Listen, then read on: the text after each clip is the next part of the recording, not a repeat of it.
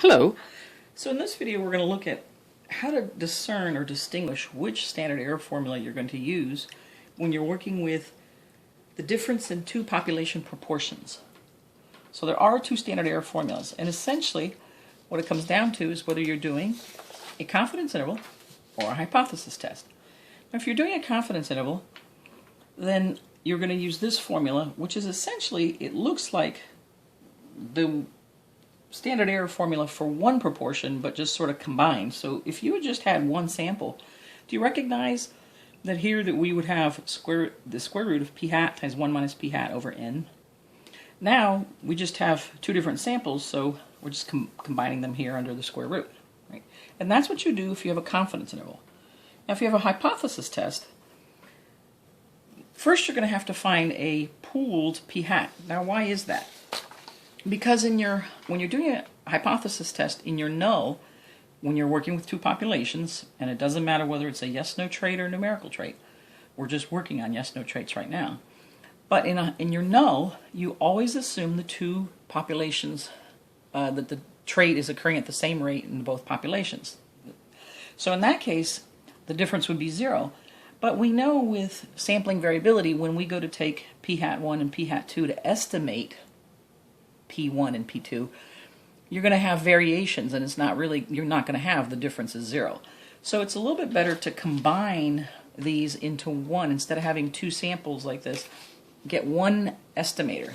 So what you're going to do instead is you're going to pool, using the information, pool and get one p hat. And how do you do that? You find the number of yeses in sample 1 and the number of yeses in sample 2, meaning the successes or the people who have the trait in your sample. That's what that means. And you're going to add these first to get your numerator, and then you're going to add the sample sizes together to get your denominator, and then you're going to do the division. So just be careful. You want to add the numerator first, add the denominator first, and then divide. It's very easy to make this mistake, to instead do like p hat 1 plus p hat 2 and then add them. So just be careful about that. All right, so let's take a look at a couple examples. Oh, and by the way, so now that you found your p hat pool, your standard error is now going to have the same numerator, p hat pooled times 1 minus p hat pooled divided by the first sample size plus p hat pooled times 1 minus p hat pooled divided by the second sample size. So the numerator in both of these is exactly the same. The only thing that's different is the denominator. All right. Now, this may look really hairy. It's actually very easy to put in your calculator. So we're going to do an example so you can see it.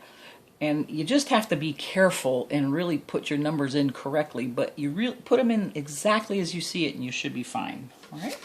So let's take a look at an example. This, I'm calling it an example 2, but really it's a previous example, and I'm just going to use this info box to work this out. Okay? So if I'm going to be doing a confidence interval, for example, on this problem, then let's set up that. And so here's your info box, right? And this would be what you expect. You know, you do the estimator for the males, so square root of p hat m, 1 minus p hat m over m, plus then the females. So let's plug that in. P hat m is 0.35, and then 1 minus 0.35 over that sample size. And then for the females, it's 0.42, 1 minus 0.42, and 1691. Now this is what you need to put in your calculator. So let's take a look at that, and I'll see if I can focus the calculator a little bit better. So what I want you to do is either pause the video and write this down, or we'll see if we can keep it on the same screen as we're following along. But I need to kind of make this a little bit bigger so y'all can see it. Okay. All right, so let's try it here. So the square root, remember, is above the x squared. So I'm going to do second x squared. There's my square root. Now, put it in exactly as you see it. I see a 0.35, and then I see a parentheses, and a 1 minus 0.35, and then a close parentheses. And then I would divide using, please excuse my dear Aunt Sally, parentheses, exponents, that sort of thing. Divide by 2346. Then I add 0.42, parentheses, 1 minus 0.42, and then close the parentheses, and now divided by 1691, right? And now press enter. And there it is. 0.015525152. Right? There it is. Now, when I am in class, in a face-to-face class, I round this quite a bit, but your book goes out 5 or 6 decimals, so I'm showing it out to that accuracy. Okay. So let me give you this page again. There you go. That's how you would use and find out the standard error if you're doing a confidence interval. Now, in this same problem, right? If you had to do, for this problem, if you had to do a hypothesis test, then let's figure out that standard error. Okay. So for a hypothesis test, then here's your info box. I have to find out the number of yeses in the first sample and the number of yeses in the second sample, and I'm given the percent and the sample size, so I have to multiply. Well, if 35% of the 2,346 people have the trait, then that's 821 of them that have the trait in that sample. Do the same thing for the females, that's 710. So here's my combined estimator, p hat pooled. So you add 821 and 710 to get 1531. You add your two sample sizes, right? 2346 plus 1691 to get 4037. And now you do this division. That is your p hat pooled is 0.37924, which I'm just rounding to 0.379. And now this is the standard error formula when you're doing a hypothesis test. So you have 0.379, so square root of 0.379, 1 minus 0.379 divided by the first sample size, 2346, plus 0.379 times 1 minus 0.379 divided by the second sample size. You're going to put that in exactly as you see it. So let's go ahead and do that. And if you, again, you might want to pause the video and put this in your calculator to see if you get the same results, right? But let's take a look.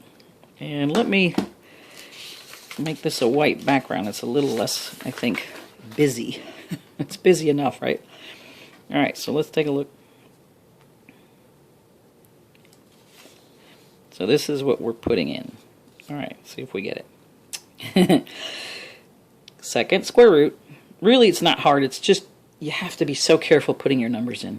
0.379, parentheses, 1 minus 0.379, close your parentheses, divided by 2346 plus 0.379, open parentheses, 1 minus 0.379, close your parentheses. I'm putting it exactly as I see it, divided by 1691.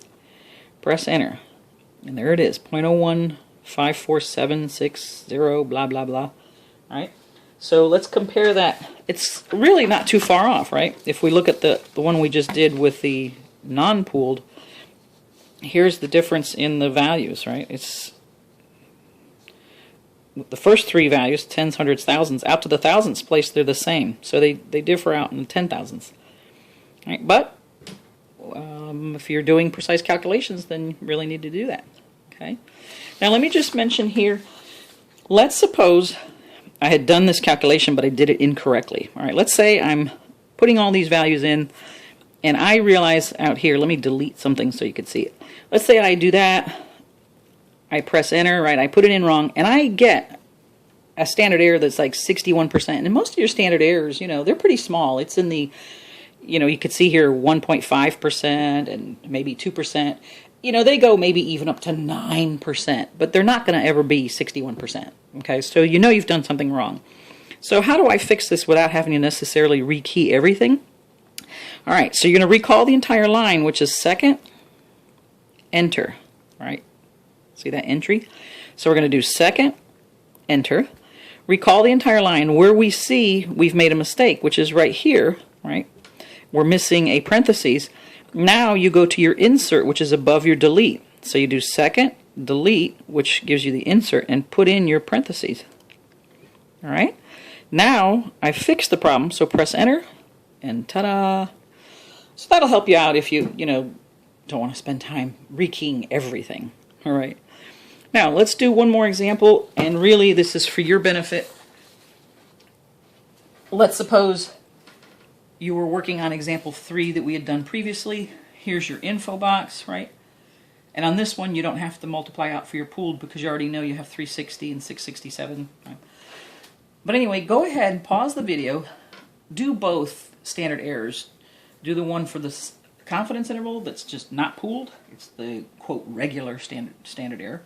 And then do for the hypothesis test the pooled standard error and see if you get the same results. Go ahead and pause the video and then I'll put this up. You gotta pause it. You really do. You're paused, right? You did this. So hopefully this is what you got. Okay? And let me make this visible for you. Okay?